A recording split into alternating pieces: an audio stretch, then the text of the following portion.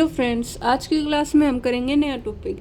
क्या दे रखा है हमें, हमसे पूछ ले क्वेश्चन में कि फाइंड करना है total number of common terms in an AP. अभी जैसे हमने बाइनोमियल एक्सपेंशन में निकाली थी total number of common terms, वैसे ही इसमें एपी में दे रखा है कि फाइंड करना है total number of common terms in AP. वो कैसे निकालेंगे, उसका का प्रोसीजर क्या है। तो जैसे इस पर बेस्ड हमने एक क्वेश्चन ले लिया है। क्या दे रखी है हमें, दो डिफरेंट एपी दे रखी होंगी। जैसे उसमें बाइनोमियल एक्सपेंशन दे रखे होते थे, प्लस में मल्टीप्लाई में ऐसे निकालते थे। इसमें दो एपी दे रखी होंगी। तो फर्स्ट एपी क्या है, 3, 8, 13 up to 300 terms. First term जिसकी 3 है, फिर 8 है, फिर 13 है, और ये कब तक चलेगी, टोटल 300 टर्म्स तक चलेंगे। हमें नहीं पता 300 टर्म कौन सी होगी वो। एंड दूसरी एपी क्या है, 6, 12, 18 अप टू 200 टर्म्स। दूसरी एपी हमारे पास ये दे रखी है। तो हमें पूछा है कि फाइंड करो कॉमन टर्म्स जो इन दोनों से मिलके एक नई एपी बनेगी, उसमें क्या आएगी। ठीक है, तो हमें ये पूछा है। अब हमें पता है, देखो फर्स्ट एपी हमने लिख ली। फर्स्ट एपी लिखेंगे। फर्स्ट एपी क्या दे रखी है, 3 से शुरू है, फिर 8 है, फिर 13 है। ये 5 5 का गैप है, 3 और 5 8, 8 और 5 13। नेक्स्ट टर्म क्या आएगी, 13 और 5 18, फिर 18 और 5 क्या आएगा, 23। इस तरीके से ये चलती जाएगी, हमें पता कहाँ तक चलेगी। लेकिन लास्ट टर्म क्या, कितने हैं टोटल टर्म्स, 300 है। ठीक है, अप टू 300 टर्म्स। और सेकेंड एपी क्या दे रखी है हमें,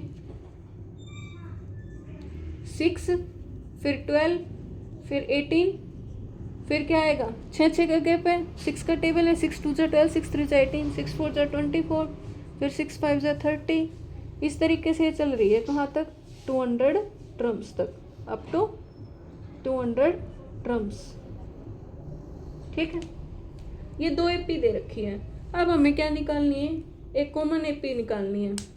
और जो इसमें एक रिजल्ट यूज होगा, जो नई एपी होगा ना, उसका कॉमन डिफरेंस क्या आएगा, इन दोनों के कॉमन डिफरेंस का एलसीएम। अब यहाँ पे देखो, फर्स्ट टर्म तो हमें ये दिख की कॉमन, फिर हमें पता है इसमें क्या आएगा, 23 के बाद 28 आएगा, 23 + 5 28, फिर 28 + 5 करेंगे, फिर हमें नहीं पता कौन सा आएगा नेक्स्ट। ठीक है, अब इसमें क्या है, इसका कॉमन डिफरेंस हमने मान लिया डी, और इसका मान लिया डी डैश। तो इसका डी क्या है, 3 + 5 8, 8 + 5 13, और इसका कॉमन डिफरेंस क्या है, 6। ठीक है, तो हमें यहाँ पे एक चीज नोट करनी है, जब भी आपको कॉमन दो एपी दे, क्या दे, दो एपी दे और उनका कॉमन डिफरेंस, कॉमन टर्म पूछे, तो जो नई सीक्वेंस आएगी ना, वो भी क्या बनाएगी, एक एपी बनाएगी। और इसमें क्वेश्चन में बोल भी दिया कि find common terms in new AP, मतलब जो दो एपी दे रखी है और उनमें कॉमन टर्म पूछे, तो फिर वो नई जो एपी बनेगी वो भी एक एपी बनेगी। अब बात है कि नई एपी का, जो न्यू एपी आएगी, उसका कॉमन डिफरेंस क्या होगा, न्यू एपी का कॉमन डिफरेंस।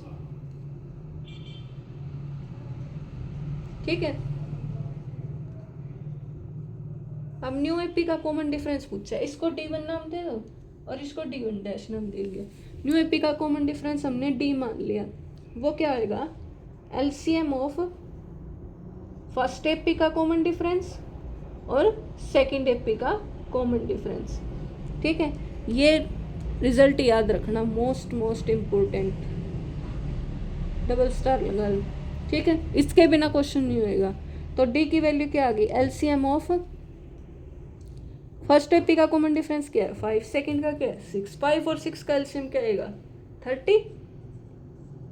तो डी की वैल्यू पता लग गई हमें, 30। ठीक है, और फर्स्ट टर्म हमें यहाँ से पता लग जाएगी, फर्स्ट कॉमन टर्म क्या है, 18।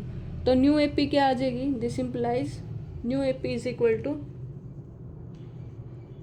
फर्स्ट टर्म हमारी 18 है, नेक्स्ट क्या आएगी, 18 + डी, ए + डी होता है, 18 + 30, फिर क्या आ जाएगी, a + 2d, 18 + 2 × 30, इस तरीके से चलेगी। और लास्ट क्या आएगी, an, मतलब इसका की लास्ट हम लिख लेंगे tn। ठीक है, तो ये क्या आ जाएगी, 18 + 30 48, 2 × 30 60, 60 + 18 78, और लास्ट हमें पता नहीं क्या है, tn। ठीक है, अब एक चीज़ देखो, ऊपर वाले में 300 टर्म थी, नीचे वाले में 200 है। तो जो नई एपी होंगी उसमें कॉमन में क्या आएंगी, 300 आएंगी या 200 आएंगी, उन 200 में से ही तो कॉमन आएंगी, छोटी में से ज़्यादा। अभी इसमें तो मान लो 5 टर्म है, इसमें मान लो 3 टर्म है, तो उनमें से कॉमन क्या आएंगी, छोटे वाली में से ही आएंगी, पहली 3 में से ही कॉमन। तो इसका मतलब हमारे पास ये क्या होंगी, 200 से छोटी या 200 के बराबर हो सकती हैं। ठीक है, अब हमें पता है Tn का फॉर्मूला क्या होता है, a plus n minus 1 into D. ठीक है, तो a की वैल्यू इसमें क्या है 18, n हमें निकालना है और d हमारा क्या है 30। तो इसको सोल्व करेंगे तो क्या आ जाएगा 18 प्लस 30n माइनस 30। ठीक है, तो यहाँ से क्या आ जाएगा 18 प्लस 13 एंड 18, 30 में से 18 जाएंगे तो कितना आएगा 12। तो Tn की वैल्यू क्या आ गई 30n माइनस 12, ये हमारे पास Tn आ गया। ठीक है, और लास्ट टर्म An, इसकी क्या आएगी लास्ट टर्म, फर्स्ट की, इसकी लास्ट टर्म को हम नाम दे रहे हैं An। An is equal to last term of first AP, first AP. इसकी लास्ट टर्म क्या आएगी a प्लस a क्या हमारी 3, n हमारे क्या कितना दे रखा है 300 माइनस 1, और इसका कॉमन डिफरेंस क्या था 5। इसको सोल्व करेंगे क्या आएगा 3 प्लस 299 इंटू 5। इसको सोल्व करके क्या आ जाएगा हमारे पास 1498। ठीक है, ये हमारे पास An आ गया।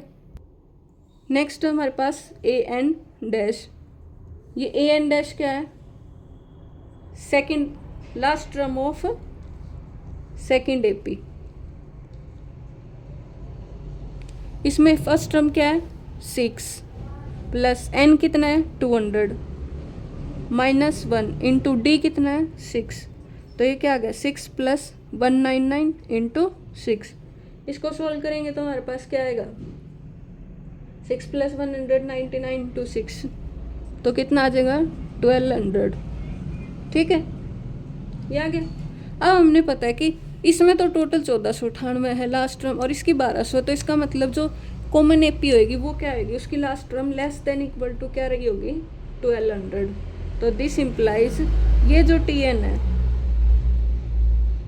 Tn is less than equal to 1200। ठीक है, क्योंकि ये जो टर्म है ये क्या होगी दोनों एपी के बीच में बैठी है। ठीक, और Tn की वैल्यू क्या आई है हमारे पास 30n minus 12 is less than equal to 1200। तो यहाँ से इसकी वैल्यू सोल्व करेंगे तो 30n, इसको साइड ले जाएंगे, लेस देन इक्वल टू 1212। अब इसको काट देंगे तो 30 किस पे काटें,